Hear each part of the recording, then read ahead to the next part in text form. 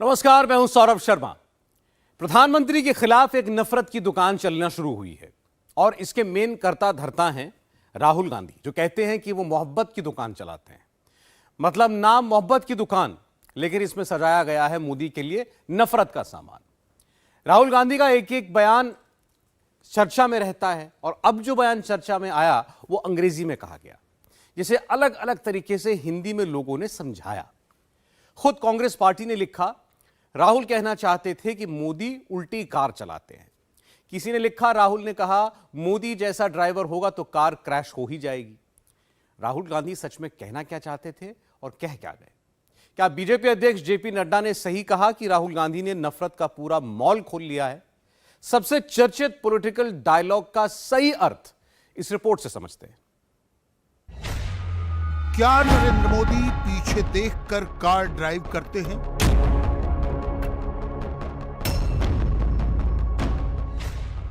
क्या राहुल गांधी कुछ भी बोल देते हैं?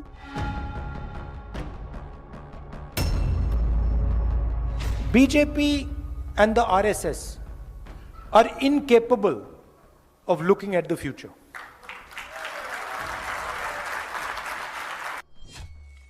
राहुल गांधी ने किसे देखकर कहा, I love you? I love all of you. I love all of you. I love what you do. आपने बीजेपी के मीटिंग में कभी I love you सुना है? कभी सुना है? क्या मौत पर सबसे ज्यादा सियासत ममता बनर्जी ही कर रही हैं? Now also so many dead bodies is not been identified.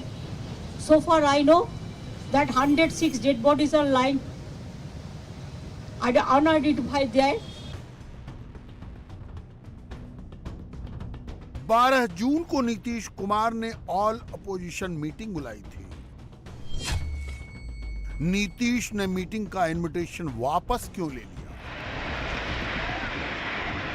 Bihar में गंगा नदी पर बन रहा पुल गिर गया। क्या पुल टूटने से नीतीश का पीएम बनने का सपना भी टूट गया? और ठीक नहीं बना रहा तभी ना गिर जा रहा है भाई। इसका मतलब उसको तो और मजबूती से बनना चाहिए था, बन करके और तैयार हो जाता, लोगों को कितनी खुशी थी।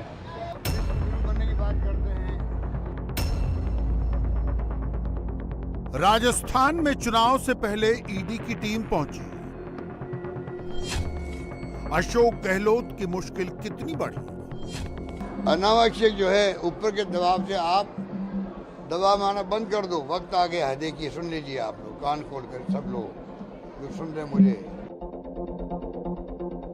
पहलवान काम पर लौटे। क्या ब्रजभूषण फाइनली बच गए? नरेंद्र मोदी के टॉप 10 सियासी दुश्मन राहुल गांधी, ममता बनर्जी, नीतीश कुमार, मल्लिकार्जुन खड़गे, अरविंद केजरीवाल, शरद पवार, उद्धव ठाकरे, असदुद्दीन ओवैसी, अखिलेश यादव, तेजस्वी यादव। मोदी के किस दुश्मन ने कौन सा फ्लैश पॉइंट चूज किया? दिल्ली से लेकर कोलकाता तक, पटना से लेकर न्यूयॉर्क तक, मोदी के कौन से विरोधी चुप हैं? कौन कौन बोल रहे हैं? चलिए एक एक करके बताते हैं। ओडिशा के बालासोर में ट्रेन पटरी पर लौट आई, लेकिन अपोजिशन की पॉलिटिकल ट्रेन अब भी डिरेल है। राहुल गांधी ने यही फ्लैश पॉइंट चूज किया और अपना लाउड स्पीकर फुल वॉल्यूम में ऑन किया। उनसे आप कुछ भी पूछो, वो पीछे की ओर देखते हैं। उनसे पूछो भैया ट्रेन एक्सीडेंट क्यों हुआ? कहेंगे भैया वो देखो कांग्रेस ने 50 साल पहले ये किया। भैया टेक्स्ट बुक्स में से आपने पीरियोडिक टेबल एवोल्यूशन क्यों निकाल दिया? भैया कांग्रेस पार्टी ने 60 साल पहले ये किया। That is the phenomena of Narendra Modi ji. Rahul Gandhi इस वक्त इंडिया में नहीं है, वो अमेरिका में है। राहुल का लाउड स्पीकर वहीं से बज रहा है। राहुल पहले ट्विटर पर चिड़िया उड़ा रहे थे, अब उन्होंने बाकायदा माइक पकड़ ली है। राहुल कहते हैं कि प्रधानमंत्री मोदी रियर व्यू मिरर में देखते हुए कार चला रहे हैं और उन्हें पता नहीं है कि भारतीय कार क्यों बार बार हादसों का शिकार हो रही है। That is the phenomena of Narendra Modi ji. He is trying to drive the car, the Indian car, and he only looks in the rearview mirror. You listen to their ministers, you listen to the Prime Minister, you will never find them talking about the future. They will only talk about the past. And they will always blame somebody else for the past. So, I remember a train accident when the Congress party was in power. The Congress party did not get up and say, now it is the fault of the British that the train has crashed. No, the Congress minister, I remember, said, it is my responsibility the train has crashed, I'm resigning. मौत पर राजनीति क्या होती है इसे समझना हो तो ममता बनर्जी परफेक्ट एग्जाम्पल हैं। ममता ने पहले बालासोर जाकर रेल मंत्री को खरी खोटी सुनाई। अब मृतकों को श्रद्धांजलि देने के बहाने ममता ने दोबारा सारे जख्म कुरेद दिए। रेलवे बोर्ड ने सीबीआई जांच की सिफारिश की है, ममता को उसमें भी ऐतराज है। ममता चाहती हैं कि जांच रेलवे की टीम ही करे, भले ही जांच में 3 महीने लगे। CBI do the criminal things, but it's the accident things. This is Railway Safety Commission is there. They used to do it fast. We want that people should know the truth. It is not a time to suppress the truth. Mamata Banerjee Balasore पर vocal हैं। Akhilesh Yadav railway के कवच को कपट बता चुके हैं। Tejashwi Yadav rail मंत्री के इस्तीफे की मांग कर रहे हैं। नीतीश कुमार ममता के लेवल पर वोकल नहीं है, लेकिन चुप नीतीश भी नहीं है। बिहार के भागलपुर में 1700 करोड़ की लागत से बन रहा पुल धड़ाम हो गया। भ्रष्टाचार की मीनार गंगा मैया में समा गई। बिहार में बीजेपी पुल हादसे पर सवाल पूछ रही है, मगर नीतीश बाबू उनको बालासोर घुमा रहे हैं। बिहार के मुख्यमंत्री की चिंता यह है कि बालासोर हादसे के बाद रेल मंत्री अश्विनी वैष्णव का इस्तीफा क्यों नहीं हुआ। दबाव बनाने के लिए नीतीश कुमार 24 साल पुरानी कहानी सुना रहे हैं। 1999 में जब हम थे, हाँ, तो वो हम थे रेल मंत्री ही, और वो एक्सीडेंट वहाँ हो गया था। वहाँ जा करके देखे और जब लोगों के मृतक लोगों को देखे हमको इतनी तकलीफ हुई। और वहाँ से जब हम आए हमने रास्ते में भी कहा, और श्रद्धेय अटल जी को, प्रधानमंत्री जी को हमने कहा कि भाई हम रिजाइन करते हैं, ये ठीक नहीं। तो उन्होंने उसको एक्सेप्ट नहीं किया। लेकिन बाद में हम फिर गए और हमने कहा कि सर मेरे इस्तीफे को दोबारा हमने दिया, स्वीकार किया जाए, नहीं तो हमको बहुत तकलीफ है। इतनी बड़ी दुर्घटना घटी है, ये हमको अच्छा नहीं लग रहा है। और तुरंत चुनाव वगैरह भी होने वाला है, तो हमको जाएंगे, हमको बड़ा खराब लगेगा। इसलिए कृपा करके हमको छोड़ दीजिए। तो वो फिर हमको स्वीकार कर लिए और हमने वो रिजाइन किया। रेल मंत्री को इस्तीफा देना चाहिए। ये हम किसी के बारे में कुछ कहने वाले नहीं। अपनी बात तो बताइए ना। ये तो हम अपनी बात बता दिए आपको। हमको तो आदरणीय प्रधानमंत्री जी चाह रहे थे कि नहीं, लेकिन फिर भी जब हमने कहा तो जब हम उनको एकदम एक बार रिजेक्ट कर दिए, दोबारा जब हम जा करके हाथ जोड़ करके हम चरण स्पर्श करते हुए कहते रहे कि हमको छोड़ दिया जाए, बहुत गंदा हुआ, तंत्र में स्वीकार की। कांग्रेस मोदी के कवच पर व्यंग करती है। खरगे प्रधानमंत्री को चिट्ठियां लिखकर सवाल दागते हैं। खरगे रेल बजट खत्म करने पर ऐतराज करते हैं। नरेंद्र मोदी के जितने भी विरोधी हैं वो एक बात जरूर कहते हैं, रेलवे की सेफ्टी पर खर्च घटा दिया गया। सच क्या है? यूपीए के राज में यानी 2004 से लेकर 2014 तक रेलवे सेफ्टी पर कुल 70,274 करोड़ रुपए खर्च किए गए। 2014 के बाद मोदी सरकार ने इस पर 1,78,012 करोड़ रुपए खर्च किए, यानी 2.5 गुना की बढ़ोतरी हुई। कवच पर हो रहा खर्च इसी रेलवे सेफ्टी का हिस्सा है। मोदी सरकार ने पुराने ट्रैक बदलने पर 2.3 गुना ज्यादा खर्च किया। 2004 से 2013 के बीच ट्रैक बदलने पर 47,039 करोड़ रुपए खर्च हुए। 2014 से 2023 के बीच इस पर 1,09,023 करोड़ खर्च किए गए। मोदी सरकार ट्रैक को नया करने पर हर साल बजट बढ़ा रही है। 2019-20 में इसके लिए 9,391 करोड़ रुपए खर्च हुए। 2020-21 में ट्रैक चेंज करने पर 13,523 करोड़ खर्च हुए। 2021-22 में इस पर 16,558 करोड़ रुपए खर्च हुए। डिटेल में जाने पर अपोजिशन का नैरेटिव ध्वस्त हो जाता है, इसलिए वो डिटेल में नहीं जाते, बस हेडलाइन बनाने वाले बयान देते हैं। 3 दिनों के अंदर 2 हादसे हुए। ओडिशा के बालासोर में 3 ट्रेनों की टक्कर हुई और बिहार के भागलपुर में 1,700 करोड़ रुपए का पुल गिर गया। राहुल गांधी बालासोर ट्रेन हादसे पर बोले, बिहार में पुल गिरने पर राहुल एक शब्द भी नहीं बोले। ममता बनर्जी ने रेल मंत्री का इस्तीफा मांगा। पुल हादसे पर बिहार के सीएम का इस्तीफा नहीं मांगा। मल्लिकार्जुन खड़गे ने ट्रेन हादसे पर पीएम को चिट्ठी लिखी। पुल हादसे पर खड़गे ने एक ट्वीट तक नहीं किया। हर मुद्दे पर बोलने वाले संजय राउत बालासोर पर खुलकर बोले। पुल गिरने पर राउत भी खामोश हो गए।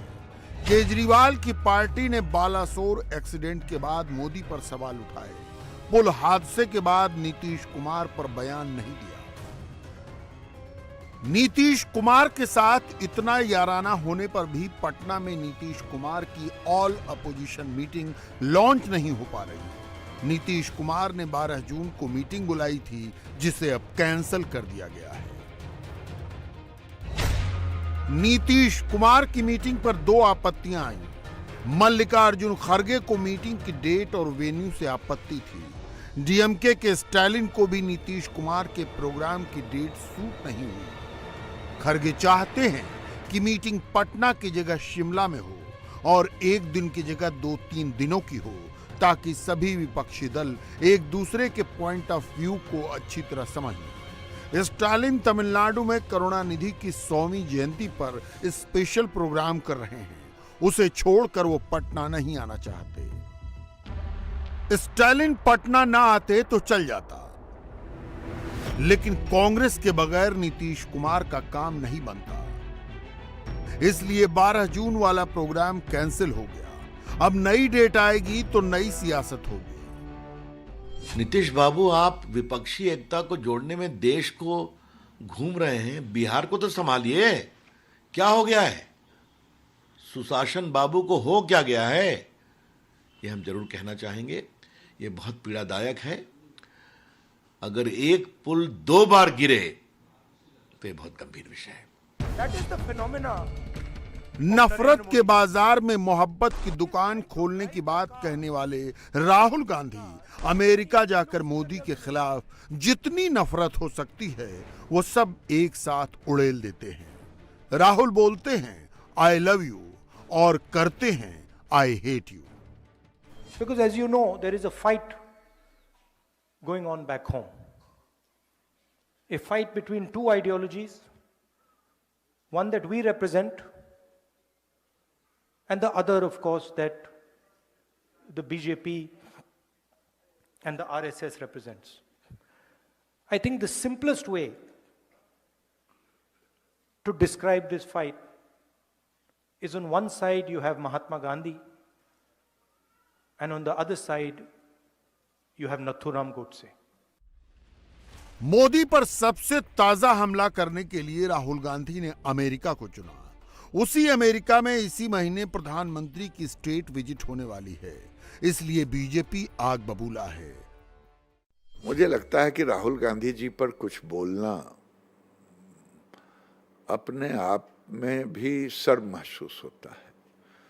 वो व्यक्ति जरूर बड़े घर में पैदा ले लिए, जिस व्यक्ति को खुद पता नहीं कि वो क्या बोलते हैं, और जब बोलते हैं तो एक मस्करा मैन की तरह उनकी ख्याति होती है। उनकी दादी जी कहती थी कि प्राइम मिनिस्टर, जब विदेश में कोई व्यक्ति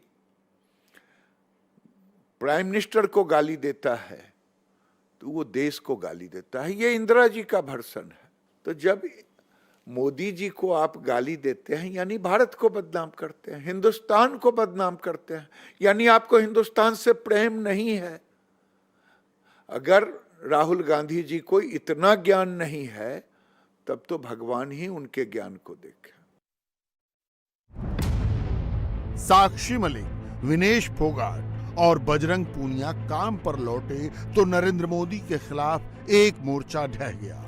ब्रजभूषण शरण सिंह के खिलाफ जांच और गिरफ्तारी की मांग करने वाले अब अपनी जांच से घबरा रहे हैं। राजस्थान पेपर लीक केस में ईडी का एक्शन शुरू हो गया है। राजस्थान में 27 ठिकानों पर एक साथ छापेमारी हुई। करोड़ों के लेन देन का पता चल रहा है। चुनाव से पहले हो रही इस कार्रवाई से गहलोत की सांसें ऊपर नीचे हो रही हैं। अशोक गहलोत ने सिलेंडर सस्ता करने का प्लान लॉन्च करके सोचा था कि चुनाव का सारा खेल बदल देंगे। गहलोत शायद भूल गए कि सियासत का ये खेल ऐसा है जो कभी बंद नहीं होता। आज मुख्तार अंसारी फांसी से बच गया, लेकिन 31 साल 10 महीने बाद सलाखों के अंदर परमानेंटली पहुंच गया। जो इतने साल में कोई मुख्यमंत्री नहीं कर पाया वो योगी सरकार में हो गया। जिस डॉन का खौफ पूर्वांचल, बिहार से लेकर एनसीआर तक चलता था, जिसको लेकर किसी को उम्मीद तक नहीं थी कि मुख्तार के अपराध का साम्राज्य खंडहर कभी बन पाएगा। बड़े बड़े नेताओं को लगता था कि मुख्तार को सजा मिल ही नहीं सकती। मुख्तार के नाम से पुलिस वाले, जेल वाले सब घबराया करते थे। वो जानते थे कि मुख्तार की सेटिंग बहुत ऊपर तक है, उसका कुछ नहीं होगा। अतीक के बाद यूपी में मुख्तार ही सबसे बड़ा अपराधी है, जिस पर 61 से ज्यादा मुकदमे हैं, लेकिन अब इसका भी हिसाब हो गया। 31 साल 10 महीने बाद सजा मिली। अवधेश राय मर्डर में ऑर्डर आ गया। डॉन जब तक जिएगा तब तक जेल में रहेगा। 1,20,000 का जुर्माना भी भरेगा।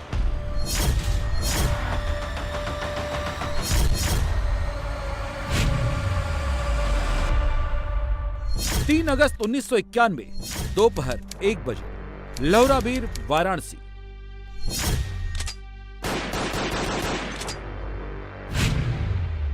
करीब 32 साल पहले चेतगंज थाने से महज 50 मीटर की दूरी पर अवधेश राय की उनके घर के बाहर ही हत्या कर दी गई थी। वैन में भरकर मुख्तार के शूटर आए और अवधेश राय पर गोलियां बरसानी शुरू कर दी। जब अवधेश पर हमला हुआ तब अजय राय उनके साथ ही खड़े थे। बदमाशों ने तब तक गोली मारी जब तक अवधेश राय ने दम नहीं तोड़ दिया। इन्हीं अवधेश राय की हत्या में मुख्तार को उम्र कैद हुई है। ये अवधेश राय कौन है? अवधेश राय कोई मामूली आदमी नहीं थे। अवधेश राय उन्हीं अजय राय के भाई हैं जिन्होंने 2014 में मोदी के खिलाफ चुनाव लड़ा था। अजय राय 5 बार पिंडरा विधानसभा से कांग्रेस के विधायक रह चुके हैं, सरकार में मंत्री भी रह चुके हैं। इन्हीं के सामने उनके भाई अवधेश राय को गोलियों से भून दिया गया था और इतनी बड़ी सियासी हैसियत रखने वाले अजय राय इस पूरे हत्याकांड के मुख्य गवाह थे। मेरा पूरा परिवार जो ध्वस्त हुआ, मैं समझता हूँ मेरे भैया की हत्या के बाद पिताजी 94 में देहांत हो गया, उनका सदमा लग गया, माँ को सदमा लगा, पूरा परिवार हमारा टूट गया, बिखर गया। पर हम लोग कभी पीछे नहीं हटे, क्योंकि ध्येय ये था कि मुख्तार अंसारी जैसे अपराधी को निश्चित सज़ा दिलाई जाएगी। और लड़की आज 32 साल बाद माननीय न्यायपालिका ने निर्णय दिया जीवन कारावास का। मैं हृदय से धन्यवाद देना चाहता हूँ न्यायपालिका को, और निश्चित तौर से हम सब लोग मजबूती से खड़े रहे, पीछे नहीं हटे। जैसे हत्या कहाँ, इसी घर में हुई थी, क्या हुआ था? जी बाहर गेट पे, ये बाहर वाला गेट था, हम लोग बाहर से आए थे गाड़ी से, गाड़ी खड़ी हुई, उसके पीछे पीछे फिर एक मारुति वैन आई, भैया गाड़ी से उतर कर बाहर आए थे तो उसमें मुख्तार अंसारी और सारे लोग निकल कर गेट पर ही उनकी हत्या की। फिर भी मुख्तार अंसारी को सजा दिलाने में उन्हें 31 साल 10 महीने लग गए। 32 साल की लड़ाई जो मैंने अपने सभी साथियों, परिवार और अपने वकील, हमारे जो लोग, सभी लोगों ने मिलकर जो ये लड़ाई लड़ी, उस लड़ाई में आज बाबा विश्वनाथ की कृपा से हम लोगों को विजय मिली है और ऐसे दुर्दांत अपराधी को माननीय न्यायालय ने आजीवन कारावास की सजा सुनाई। आज हम लोगों के जीवन का 32 साल से जिसका इंतजार कर रहे थे, आप 32 साल के बाद ये फैसला आया है, तो अब इसका आप समझ सकते हैं कि हमारा, हम और मेरा परिवार और हमारे बड़े भाई की बिटिया अवधेश भैया की, सभी लोग बहुत ही न्यायपालिका का शुक्रगुजार है। सब लोग धन्यवाद दे रहे हैं। हम लोगों ने जो डटकर काम किया था, जो डटकर हम लोगों ने गवाही की थी, जिरह किया था और जो हम लोगों ने साक्ष्य दिया था, उससे ये लगता था कि निश्चित तौर से इस ज्यादा से ज्यादा सजा इनकी होगी और वो न्यायपालिका ने उनको ये किया। 31 साल 10 महीना कोई छोटा वक्त नहीं होता है। इन 31 साल में मुख्तार माफिया से माननीय बन गया। सियासी पार्टियां मुख्तार से जुड़ने के लिए बेकरार रहती थी, क्योंकि मुख्तार के पास बल तो था ही, मुस्लिम और दलितों का बड़ा वोट बैंक भी था। 1995 में बीएचयू के स्टूडेंट यूनियन के जरिए मुख्तार ने राजनीति में एंट्री ली थी। अगले ही साल मुख्तार के नाम के आगे विधायक लिखा गया। अपराध और राजनीति के कॉकटेल ने इसे बाहुबली बना दिया। कभी सपा, कभी बसपा के साथ, तो कभी निर्दलीय चुनाव लड़ा। जब पार्टियों ने किनारा किया तो अपनी पार्टी कौमी एकता दल इसने बना ली। दहशत फैलाने और सजा से बचने के लिए सियासत का दामन इसने नहीं छोड़ा। लोकसभा और विधानसभा चुनाव लड़ता रहा। मऊ सदर सीट से मुख्तार अंसारी 5 बार विधायक रहा। इसके बाहुबल और सियासी रसूख का अंदाजा आप इसी बात से लगा सकते हैं कि 2009 लोकसभा चुनाव में मुख्तार अंसारी ने बनारस लोकसभा से पर्चा भरा। सामने थे बीजेपी के एक सीनियर और कद्दावर नेता मुरली मनोहर जोशी। वो जीत तो गए, लेकिन बड़ी मुश्किल से, महज 17,000 वोटों के अंतर से जोशी को जीत मिली। अवधेश राय की हत्या के बाद मुख्तार अंसारी की सबसे बड़ी जरूरत खुद को सेफ रखते हुए दहशत की दुकान चलाने की थी। रंगदारी, ठेके की कमाई तो चाहिए ही थी, साथ में अपने को बचाने का रास्ता भी। इसके लिए मुख्तार अंसारी ने सियासत की राह पकड़ी और धीरे धीरे मुख्तार इतना ताकतवर हो गया कि उसकी चौखट पर समाजवादी पार्टी और बसपा के बड़े बड़े नेता लाइन लगाने लगे। मुख्तार के पास एक बड़ा क्रिमिनल चेहरा था, साथ में मुस्लिम दबंग नेता और रॉबिन हुड की छवि थी, जिसकी वजह से मुस्लिम वोट एक मुश्त गिरता था। साथ में जो गरीब हिंदू, जो दलित और पिछड़े थे, वो भी मुख्तार के साथ हो गए। धीरे धीरे मुख्तार अंसारी इतना ताकतवर हो गया कि कहा जाता है कि 2009 में वाराणसी में मुरली मनोहर जोशी को मुख्तार अंसारी ने कड़ी चुनौती दी। लेकिन सबसे मजेदार तस्वीर 2014 के लोकसभा चुनाव के दौरान अजय राय के प्रचार में दिखाई दी। आज जो अजय राय मुख्तार अंसारी को सजा मिलने पर न्यायालय की शान में कसीदे गढ़ रहे हैं। मुख्तार को मिली सजा को 32 साल की लड़ाई का नतीजा बता रहे हैं। ये वही अजय राय हैं जिन्हें 2014 में मोदी के खिलाफ चुनाव लड़ते वक्त भाई की हत्या के आरोपी मुख्तार की पार्टी के मंच को साझा करने से परहेज नहीं हुआ। 2012 की विधानसभा जीत से उत्साहित मुख्तार अंसारी ने 2014 में कहा था नरेंद्र मोदी के खिलाफ बनारस से लोकसभा चुनाव लड़ेगा, लेकिन सामने कांग्रेस के अजय राय थे, जिनके भाई अवधेश राय की हत्या का आरोपी मुख्तार था। लेकिन कुछ ही दिनों में मुख्तार ने ऐलान किया कि सेकुलर वोटों का बंटवारा हो जाएगा, इसलिए वो अपना नाम वापस ले रहे हैं। जिसके बाद 2014 चुनाव प्रचार में अजय राय कौमी एकता दल के मंच पर नजर आए। और जब आज मुख्तार को सजा मिली तो वो वीडियो एक बार फिर से उन्हें याद दिलाया गया। अपने पास से भी कुछ लगाना पड़ेगा तो उसमें सोचिएगा मत, ये ना देखिएगा कि नहीं हमें कहां से मिलना है, विधायक जी और अजय राय या पार्टी। इतना जरूर आपसे कहना चाहूंगा कि मैं आप बनारस में लगातार 5 बार से विधायक देख रहे हैं, मुझे एहसान फरामोश नहीं हूं। अगर आपका एहसान होगा, आप सब वो निर्णय करेंगे तो वो जीवन पर्यंत मेरे ऊपर रहेगा, बहुत भारी एक बोझ रहेगा। कौमी एकता दल का मंच था ये, वही कौमी एकता दल जिसका मुखिया उनके भाई अवधेश राय का हत्या आरोपी था। और उसी मंच से अजय राय नैतिकता का पाठ सुना रहे थे। आज वो कह रहे हैं, हमने 31 साल 10 महीने लंबी लड़ाई लड़ी। सियासत है, यहाँ अदावत और जंग ऐसी ही होती है। प्रधानमंत्री मोदी उस समय प्रधानमंत्री नहीं थे, वो चुनाव लड़ रहे थे यहाँ से वाराणसी से, आप भी मैदान में थे और उस समय अफजाल अंसारी ने आपको समर्थन दिया। आप कौमी एकता दल के एक उसमें प्रोग्राम में भी गए और आपने कहा कि ये एहसान मैं नहीं कभी भूलूंगा। नहीं, मैंने ये कभी नहीं बोला है। जो चीज़ें आई हैं और उसमें भारतीय जनता पार्टी जो थी उसने वो दुष्प्रचार किया और ये कहा कि ये अजय राय मिल गए हैं। अगर मिल गए तो ये परिणाम आता, मैं गवाही कर पाता? आप बताइए, ये गवाही नहीं हो पाती ना। ये पूरी तरीके से जो चीज़ें हुई हैं मैं आपको बताना चाहूँगा, और वो कांग्रेस पार्टी के साथ उनका सहयोग हुआ था। अजय राय ने मैंने कोई मंच साझा नहीं किया, मेरे बगल में अफजाल अंसारी नहीं बैठे हैं। दल के उसमें सब कार्यक्रम वो कार्यक्रम उनका होगा, वो अलग बात है। पर ये जो है कि हमारे मंच पर अफजाल अंसारी बैठे हों या मेरे मंच पर मुख्तार अंसारी का परिवार बैठा हो, ऐसा नहीं है। उनके दल के लोग बैठे होंगे और कांग्रेस पार्टी ने वो सहयोग उनसे लिया था। अजय राय ने सहयोग नहीं लिया था, कांग्रेस से गठबंधन सहयोग लिया था। अजय राय ने इसका हमेशा विरोध किया और हमेशा मैं ऐसे गलत लोगों के खिलाफ हमेशा खड़ा रहा हूँ। अतीक के बाद सबसे बड़ा दहशत का किला मुख्तार का ही था, जो अब खंडहर बन चुका है। अतीक के परिवार पर 161 मुकदमे थे, जिसमें अकेले अतीक पर 100 से ज्यादा मुकदमे थे। मुख्तार और उसके परिवार पर 96 से ज्यादा केस दर्ज है। मुख्तार की पत्नी अफशान अंसारी तो 75,000 की इनामी भी है। सबसे ज्यादा मामले माफिया मुख्तार के खिलाफ है। मुख्तार पर हत्या के प्रयास, अपहरण जैसी संगीन धाराओं में 61 मामले दर्ज हैं। दूसरे नंबर पर मुख्तार की पत्नी अफशा है, जिस पर 100 से ज्यादा आपराधिक मामले हैं। अफशा फरार है। मुख्तार के भाई अफजाल अंसारी पर 7 मामले हैं। अभी गैंगस्टर एक्ट में गाजीपुर की MP MLA कोर्ट ने मुख्तार को 10 साल और अफजाल को 4 साल की सजा सुनाई है। मुख्तार के विधायक बेटे अब्बास अंसारी पर 8 मुकदमे दर्ज हैं।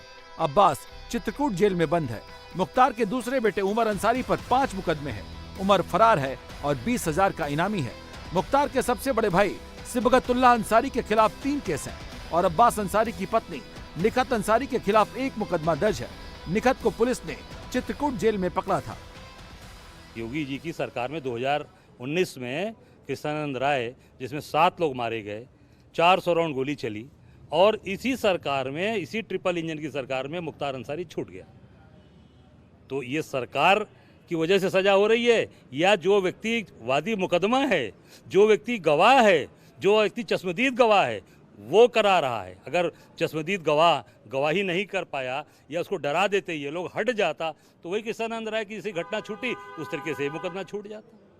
तो ये तो हम लोगों का बल है, ताकत है कि हम लोग लड़ रहे हैं। सरकार केवल और केवल उसकी मार्केटिंग कर रही है सरकार की, और उसको जिसको बोला जाता है ना कि भुनाने के चक्कर में है। 31 साल 10 महीने के बाद फैसला आया है। मुख्तार पर हाथ रखने से लोग कतराते थे। पुलिस मुख्तार की गलियों की तरफ जाने से भी घबराती थी। इन 31 सालों में 2 बार कल्याण सिंह मुख्यमंत्री रहे, 2 बार मुलायम सिंह, 3 बार मायावती मुख्यमंत्री रहीं, राम प्रकाश गुप्ता, राजनाथ सिंह मुख्यमंत्री रहे, अखिलेश यादव भी मुख्यमंत्री रहे। लेकिन मुख्तार के गिरेबा पर हाथ योगी सरकार में ही पहुंचा। अवधेश राय हत्याकांड का फैसला भी योगी सरकार में हुआ। उत्तर प्रदेश में तीनों अंग, विधायिका, कार्यपालिका, न्यायपालिका, तीनों अंग व्यवस्थित ढंग से अच्छी तरीके से काम कर रहे हैं, जिसमें आज निश्चित रूप से ये कहा जा सकता है उत्तर प्रदेश में कानून का राज्य है, इंसाफ का राज्य है और कल्याण और राम राज्य है। गलती करने वाला कोई हो, हम लोगों के लिए MLA MP कोर्ट भी तय कर दिए हैं, वहाँ भी जल्दी निर्णय हो रहे हैं। तो इस तरीके से जो न्याय की व्यवस्था है बहुत अच्छी व्यवस्था है और न्याय प्रक्रिया, न्यायालय की प्रक्रिया भी अच्छी तरीके से काम कर रही है और अपराधी कहीं भी हो, किसी स्थिति में हो, वो बख्शा नहीं जाएगा। और आज उत्तर प्रदेश में ये डंका बज रहा है माननीय योगी जी का इस बात का, न्याय सबको, तुष्टीकरण किसी का नहीं। याद कीजिए इन तस्वीरों को। कभी मुख्तार की तूती बोलती थी, जो मुख्तार सीना तान कर चलता था। योगी सरकार में इसका सीना अंदर चला गया है, पांव में जोर नहीं रहा है, व्हील चेयर पर आता है, जिसके एक इशारे पर जेल के भीतर ही शाही दस्तरखान सज जाते थे। आज वो जज साहब से गुजारिश करता है, कुरकुरे दिला दो, बादाम खिला दो। जज साहब से गिड़गिड़ाता है, लंगड़ा दशहरी आम खिला दो। क्योंकि मुख्तार जानता है ये योगी का जमाना है, बाहर नहीं आना है, जेल में ही सड़ जाना है। उत्तर प्रदेश के मुख्यमंत्री योगी आदित्यनाथ का आज जन्मदिन है। प्रदेश में बेहतर कानून व्यवस्था और माफियाओं के खिलाफ एक्शन योगी सरकार की कामयाबी की एक बड़ी वजह रही है। ऐसे में आज के दिन माफिया मुख्तार अंसारी को उम्र कैद की सजा योगी आदित्यनाथ के लिए एक बड़े तोहफे के तौर पे देखी जा रही है। योगी आदित्यनाथ सरकार कोर्ट में चल रहे मुख्तार के मामलों पर तेजी ला रही है, जबरदस्त पैरवी हो रही है जिससे सजा मिल सके। साथ में मुख्तार के करीब 2100 करोड़ रुपए के इलीगल कारोबार और टेंडर्स में सरकार ने रोक लगाई है। मुख्तार के परिवार और उसके गुर्गों की करीब 600 करोड़ की संपत्ति पर या तो बुलडोजर चल चुका है या सरकार उन प्रॉपर्टी को जब्त कर चुकी है। बिहार के भागलपुर में गंगा घाट पर बन रहा पुल भ्रष्टाचार के बोझ से डूब गया। महज 9 सेकंड में सीएम नीतीश कुमार के ड्रीम प्रोजेक्ट का वजूद मिट गया। गंगा नदी में पुल का मलबा पड़ा है। सवाल ऐसे में यह है कि इसका गुनहगार कौन है? 1700 करोड़ पानी में किसने डुबा दिया? एसपी सिंगला कौन है जो पुल 2 साल में 2 बार टूटकर गिरा? उसे बनाने वाली कंपनी पर कौन मेहरबान है? बिहार में 9000 करोड़ के कौन से प्रोजेक्ट पर अब खतरा मंडरा रहा है? रिपोर्ट के जरिए समझिए कैसे पुल गिरा और भ्रष्टाचार की पोल खुल गई।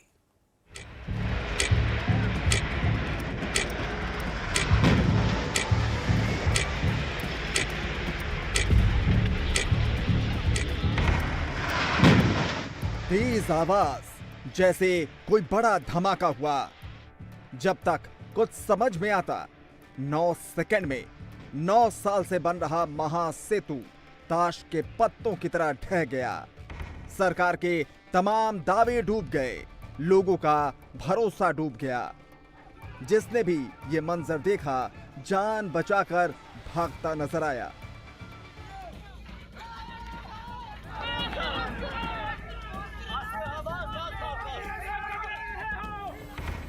नदी किनारे जो लोग थे उन्होंने डरा देने वाले इस हादसे का वीडियो बनाया। ध्यान से देखिए कैसे पुल का पहले एक हिस्सा अचानक टूटता है, पानी में समा जाता है। जैसे ही मलबा गंगा में गिरता है, ऊंची लहर उठती है। पर 1 सेकंड से भी कम समय में पूरा पुल 2 टुकड़ों में टूटता है और पूरा पुल तबाह हो जाता है। पुल के 4 पिलर भी गंगा में समा जाते हैं। 9 साल से सीएम के ड्रीम प्रोजेक्ट के नाम पर 1700 करोड़ की बर्बादी वाला यह प्रोजेक्ट मलबा बन चुका है। गंगा में डूबकर भी इसके भ्रष्टाचार के दाग धुल नहीं पा रहे हैं। पुल पर कुछ महीने बाद गाड़ियां दौड़ रही होती, लोग चल रहे होते, वो पुल समय से पहले ही गिर गया। और गिरने के बाद की तस्वीर देखिए, कितनी बड़ी तबाही मची है, कितना बड़ा नुकसान हुआ है। और जहां पर पुल गिरा है उसका जो बिल्कुल सेंटर पॉइंट है, हम वहां पर मौजूद हैं और उस सुपर स्ट्रक्चर के ऊपर चलकर हम आपको दिखा रहे हैं कि किस तरह से ये पुल गिरा है। और देखिए ये वो जगह है जहां सबसे ज़्यादा नुकसान हुआ है। सुपर स्ट्रक्चर का वो हिस्सा जो 2 पिलर से जुड़ा होता है, वो जब गिरा है तो कैसे बीच के हिस्से में पूरी तरह से दरार आई है और ये ऊपर का जो हिस्सा है वो पूरी तरह से तहस नहस हो गया है। जिस पुल का चंद सेकंड्स में वजूद मिट गया, नीतीश कुमार उस पुल को उत्तर और दक्षिण बिहार को जोड़ने के लिए बनवा रहे थे। जो ड्रीम प्रोजेक्ट भ्रष्टाचार और घटिया निर्माण के बोझ से डूब गया, उस पर नीतीश कुमार NH 31 और NH 80 का भार बांटना चाहते थे। इस पुल की लंबाई तकरीबन 3 किलोमीटर होनी थी, लेकिन इसे पूरा करने में 8 डेडलाइंस गुजर गए।